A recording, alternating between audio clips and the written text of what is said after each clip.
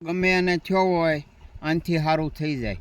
આનો ઉકાળો બનાવવાનો, થોડીક મોરસ, થોડીક ભૂકી અને આના પાંદડા નાખવાના અને 2 કળશા પાણી મેળવાનું અને 1 કળશો રહે ત્યાં સુધી ઉકાળવાનું. એ 3 દિન અંદર પી જવાનું. પછી કમળો લેબોરેટરી હોત કરી આવવાની, ગેરંટી સારું થઈ જ જાય.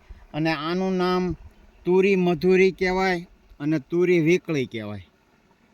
આ હજી નાનો વેલો છે, નકર વેલો બહુ મોટો હોય. અને આને આમ તોડો એટલે શીર નીકળે પાંદે. જો આમ પાન તોડો એટલે જો શીર નીકળે. અને આ ખવાય હોતી,